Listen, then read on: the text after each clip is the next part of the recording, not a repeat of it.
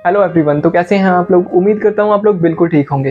दोस्तों आज हम बात करने वाले हैं अटलांटिक ओशन के उस रहस्यमय हिस्से के बारे में जहां पे 3000 से ज़्यादा शिप्स और 200 से ज़्यादा एयरप्लेन्स गायब हो चुके हैं।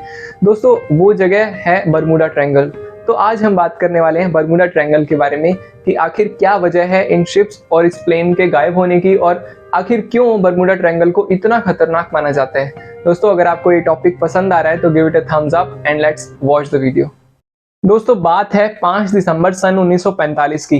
अमेरिका के फ्लोरिडा में 5 विमान अपनी रूटीन फ्लाइट लेने के लिए तैयार खड़े हैं और इस फ्लाइट का नाम है फ्लाइट 19 और इस फ्लाइट के कैप्टन थे लेफ्टिनेंट चार्ल्स टेलर। दोपहर 2 बजे फ्लाइट टेक ऑफ करती है और 2 घंटे तक सब कुछ ठीक रहता है, लेकिन 2 घंटे बाद कैप्टन के जो कंपास होते हैं वो वर्क करना बंद कर देते हैं। दोस्तों वो अपने बाकी क्रू मेंबर्स से पूछते हैं तो वो भी सेम ही चीज बोलते हैं कि हमारे कंपास भी वर्क नहीं कर रहे, यानी कि मेल फंक्शन करने लगते हैं। दोस्तों लेफ्टिनेंट चार्ल्स टेलर को लगता है कि हम गल्फ ऑफ मैक्सिको के ऊपर हैं और वो अपने क्रू मेंबर्स को बोलते हैं कि हमें ईस्ट की तरफ फ्लाई करना चाहिए अगर हम फ्लोरिडा वापस जाना चाहते हैं तो। और लेकिन दोस्तों वहां पे जो बाकी क्रू मेंबर्स होते हैं उनको ऐसा लग रहा होता है कि हम ऑलरेडी ईस्ट में हैं तो हमें वेस्ट की तरफ जाना चाहिए अगर हम गल्फ ऑफ मैक्सिको में जाना चाहते हैं तो एक कंफ्यूजन सा क्रिएट होने लगता है। दोस्तों शाम ढलने लगती है और करीब 8 बजे रेडियो फ्रीक्वेंसी पे एक लास्ट मैसेज सुनाई देता है और वो मैसेज था, if we fly west we could get home. और उसके बाद उन 5 प्लेन्स का कोई अता पता नहीं चलता। उसके बाद अगले ही दिन 13 लोगों का एक क्रू उन्हें सर्च करने के लिए यानी कि रेस्क्यू करने के लिए जाता है और उस क्रू का भी कोई पता नहीं चलता, वो प्लेन भी गायब हो जाता है। दोस्तों ये जिस जगह पे गायब होते हैं उसी जगह को आज हम कहते हैं बरमूडा ट्रायंगल या फिर द ट्रायंगल ऑफ डेविल। दोस्तों ये ट्रायंगल अगर आप इसकी जियोग्राफिकल लोकेशन की बात करो तो अमेरिका के फ्लोरिडा से प्यूर्टो रिको और ऊपर की तरफ जाएं तो बरमूडा देश तक जाता है और इसीलिए इसका नाम है बरमूडा ट्रायंगल। दोस्तों ऐसी ही एक मिस्ट्री है एलन ऑस्टन की। दोस्तों एक शिप थी जिसका नाम था एलन ऑस्टन जो कि लंदन से न्यूयॉर्क आ रही थी और दोस्तों ये शिप जब बरमूडा ट्रायंगल के एरिया में पहुंची तो इन्होंने एक अबैंडन शिप को देखा जिसपे कोई इंसानी एक्टिविटी यानी कि इंसानी गतिविधि इनको नजर नहीं आई। दोस्तों 2 दिन तक एलन ऑस्टन के कैप्टन ने वेट किया कि वहां पर कोई इंसानी गतिविधि दिखे जिससे कि पता चल सके कि एक्चुअली वहां हुआ क्या है, लेकिन वहां पे कोई मूवमेंट नजर नहीं आई। तो इन्होंने वहां जाने का फैसला किया, उस शिप में जाने का फैसला किया। जब वो एलन ऑस्टन के कैप्टन और कुछ और क्रू मेंबर्स उस शिप में गए तो इन्होंने देखा कि वहां पे सब कुछ नॉर्मल है, सब चीजें वहीं पड़ी हुई है जहां इन्होंने होना चाहिए। तो इस शिप को भी इन्होंने साथ ले जाने का फैसला किया, अपने कुछ क्रू मेंबर्स को वहां भेज दिया।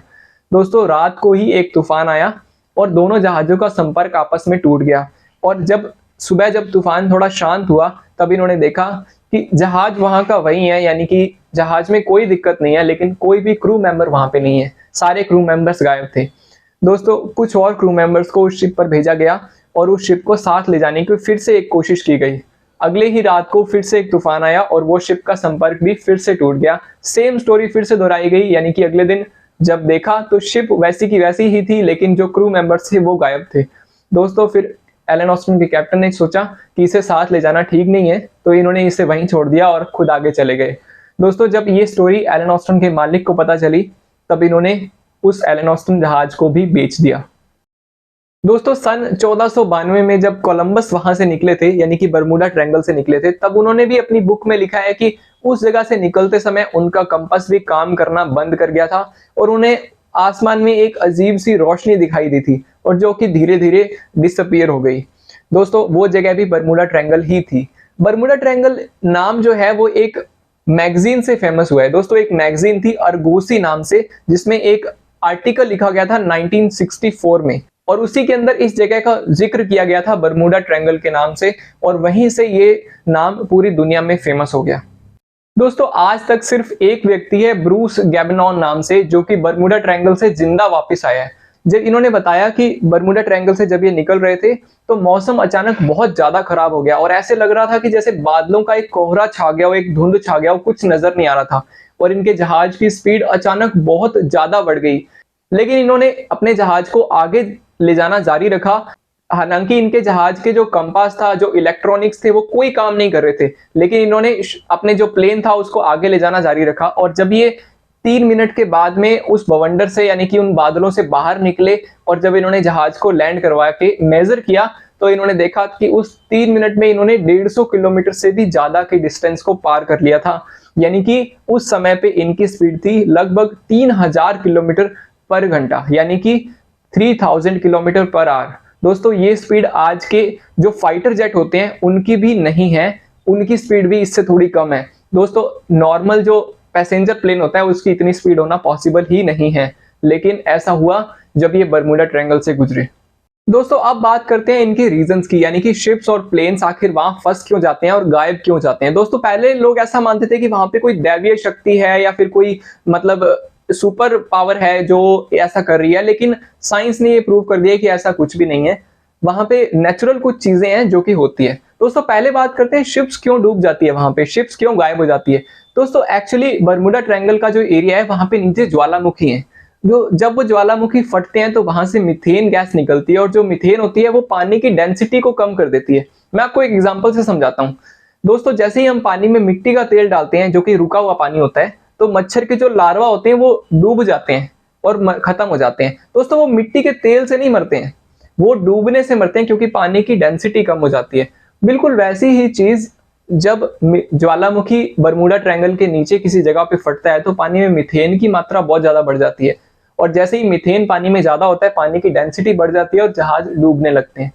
दोस्तों एक रीजन और भी है इन शिप्स के डूबने का या गायब होने का, कि वहां पर क्या है, बर्मुडा ट्रायंगल वाले एरिया में पहाड़ है जो कि हवा का एक सर्किल बना देते हैं, यानी कि हवा जब उनसे टकराती है तो पानी में हलचल पैदा हो जाती है, यानी कि एक चक्रवात जैसी स्थिति पैदा हो जाती है, और ऐसे छोटे छोटे बहुत सारे चक्रवात वहां बनने लगते हैं, और इससे कि पानी के जहाज वहां पे फंस जाते हैं और गायब हो जाते हैं। कोई भी सुपर पावर या कोई दैवीय शक्ति नहीं है वहां पे, नेचुरल रीजंस हैं। प्लेन्स के या जो हवाई जहाज होते हैं उनके फंसने का कारण कुछ अलग है।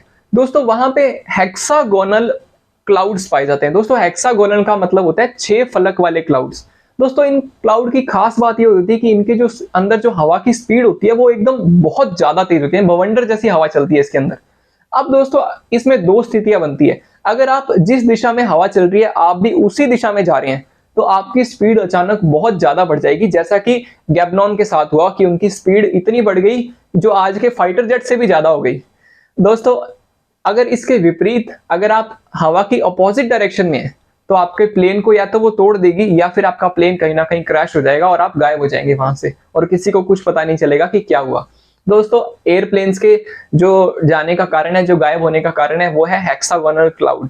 अब आप समझ गए होंगे कि वहां पे कोई भी दैवीय शक्ति नहीं है, कोई सुपर पावर नहीं है, कुछ ना कुछ नेचुरल रीजंस हैं। लेकिन दोस्तों आज के टाइम पे ये घटनाएं होनी कम हो गई है, क्योंकि आज सोनार रडार ये सब बहुत एडवांस हो चुके हैं। एक टाइम था कुछ समय पहले तक जब इस जगह को डेविल के नाम से जाना जाता था, लेकिन अब ये चीजें कम हो गई है ना के बराबर, और इस जगह को 10 जो मोस्ट डेंजरस जगह है ओशियंस की वहां से भी हटा दिया गया है। तो अब आप समझ गए होंगे कि कोई सुपर पावर नहीं है, सिर्फ नेचुरल रीजंस है। अगर आपको ये वीडियो पसंद आया तो give it a thumbs up, and अगर आपको भी ऐसे ही किसी इंफॉर्मेटिव टॉपिक पर कोई वीडियो चाहिए तो आप कमेंट बॉक्स में सजेशन दे सकते हैं। Till then take care and bye bye. और दोस्तों रही बात एलन ऑस्टन की, तो एलन ऑस्टन आज तक सिर्फ एक कहानी ही बनकर रह गई है, यानी कि आज तक कोई भी उस अबैंडन शिप को ना तो देख पाया है, ना ही उस रीजन को बता पाया कि आखिर क्रू मेंबर्स जाते कहाँ थे, क्रू मेंबर्स कहाँ गायब हो जाते थे, जबकि शिप वहीं की वहीं है। तो एलन ऑस्टन को सिर्फ एक कहानी ही माना गया है कि ये सिर्फ एक कहानी है जो कि बर्मुडा ट्रायंगल के नाम पे फेमस कर दी गई है, बना दी गई है।